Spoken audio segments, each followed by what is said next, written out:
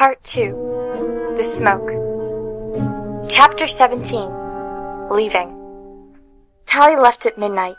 Dr. Cable had demanded that no one be told about her mission, even the dorm minders. It was fine if Paris spread rumors. No one believed the gossip of new pretties anyway. But not even her parents would be officially informed that Tally had been forced to run away. Except for a little heart pendant, she was on her own. She slipped out the usual way, out the window and down behind the recycler. Her interface ring remained on the bedside table, and Tally carried nothing but the survival knapsack and Shay's note. She almost forgot her belly sensor, but clipped it on just before she left. The moon was about half full and growing. At least she'd have some light as she traveled. The special long-range hoverboard was waiting under the dam. It hardly moved when she stepped on. Most boards gave a little as they adjusted to the rider's weight, bouncing like a diving board, but this one was absolutely firm. She snapped her fingers, and it rose under her, steady as concrete under her feet. "Not bad," she said, then bit her lip. Since Shay had run away 10 days ago, she'd started talking to herself. That wasn't a good sign. She was going to be completely alone for at least a few days now, and the last thing she needed was more imaginary conversations. The board eased forward smoothly, climbing the embankment to the top of the dam. Once on the river, Tally pushed it faster, leaning forward until the river was a shining blur beneath her feet. The board didn't seem to have a speed governor. No safety warning sounded. Perhaps its only limits were the open space in front of her, metal on the ground below, and Tally's feet staying on board. Speed was everything if she was going to make it for the last 4 days in limbo. If Tally showed up too long after her birthday, Shay might realize that her operation had been delayed. From there, she might guess that Tally wasn't an ordinary runaway. The river passed beneath her faster and faster. She reached the rapids in record time. Drops of spray stung like hailstones when she hit the first falls, and Tally leaned back to slow herself a bit. Still, she was taking the rapids faster than she ever had before. Tally realized that this hoverboard was no ugly toy. It was the real thing. On its front end, a half circle of lights glowed, giving feedback from the board's metal detector, which constantly searched ahead to see if there was enough iron in the ground to stay aloft. The lights stayed on solidly as she climbed the rapids, and Tally hoped that Shay was right about the metal deposits being found in every river. Otherwise, this would be a very long trip. Of course, at this speed she wouldn't have time to stop if the lights suddenly went out, which would make it a very short trip. But the lights stayed on, and Tally's nerves were soothed by the roar of white water. The cold slap of spray in her face, thrill of bending her body through curve after curve, and the moon-speckled darkness. The board was smarter than her old one, learning her moves in a matter of minutes. It was like graduating from a tricycle to a motorcycle. Scary, but thrilling. Tally wondered if the route to the smoke had a lot of rapids to ride. Maybe this really would be an adventure.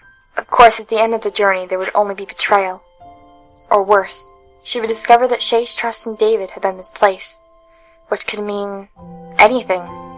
Probably something horrible. She shivered, deciding not to think about that possibility again. When Tally reached the turnoff, she slowed and turned the board around, taking a last look at the city. It shone brilliantly in the dark valley, so distant that she could blot it out with one hand. In the clear night air, Tally could make out individual fireworks unfolding like bright flowers, everything in perfect miniature. The wild round her seemed so much larger, the churning river full of power, the forest huge with secrets hidden in its black depths.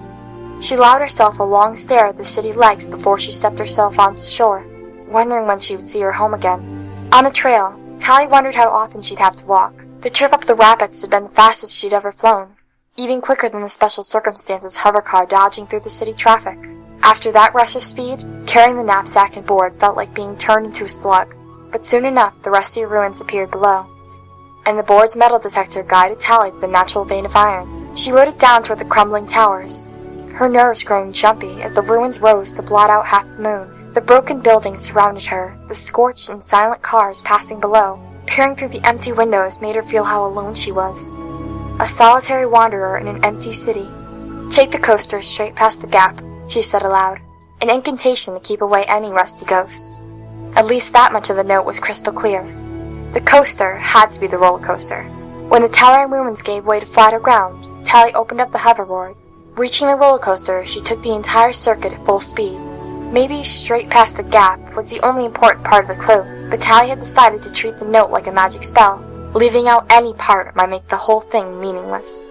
It felt good to ride fast and hard again, leaving the ghosts of the rusty ruins behind, and as she whipped around tight turns and down steep descents, the world whirling around her, Tally felt like something caught in the wind, not knowing which direction the journey would ultimately take her. A few seconds before she took the jump across the gap, the metal detector's lights winked out, and her stomach seemed to go with it, leaving a hollow feeling inside. Her suspicion had proved right. At top speed, there hadn't been much warning. Tally flew through the air in the silent darkness, the rush of her passage the only sound. She remembered her first time across the gap, how angry she'd been. A few days later it turned into a joke between them. Typical ugly stuff. But now Shay had done it again, disappearing like the track below, leaving Tally in freefall. A count of 5 later, the lights flickered on, and the crash bracelet steadied her as the board reactivated, rising smoothly up under her feet with reassuring solidness. At the bottom of the hill, the track turned, climbing into a steep corkscrew of turns. But Tally slowed and kept going ahead, murmuring, straight past the gap. The ruins continued under her feet. Out here, they were almost completely submerged. Only a few shapeless masses rising through the grasp of vegetation. But the Rusties had built solidly, in love with their wasteful skeletons of metal. The lights in front of her board stayed bright, until you find one that's long and flat, Tally said to herself. She had memorized the note, backward and forward, but repeating the words hadn't made the meaning any clearer. One what? That was the question. A roller coaster? A gap? The first would be silly. Where would be the point in a long, flat roller coaster? A long, flat gap? Maybe that would describe a canyon, complete with handy river at the bottom. But how could a canyon be flat? Maybe 1, meaning 1 like a number? Should she be looking for something that looks like a 1? But a 1 was just a straight line. Anyway, kind of long and flat already. So was I, the Roman numeral for 1. Except for the crossbars on top and bottom, or the dot on top if it was a small I. Thanks for the great clue, Shay, Tally said aloud. Talking to herself didn't seem like such a bad idea, there in the outer ruins, where the relics of the Rusties struggled against the grip of creeping plants. Anything was better than ghostly silence. She passed concrete plains, vast expanses cracked by thrusting grasses. The windows of fallen walls stared up at her, sprouting weeds as if the earth had grown eyes. She scanned the horizon, looking for clues. There was nothing long and flat that she could see. Peering down at the ground passing below, Tally could hardly make out anything in the weed-choked darkness.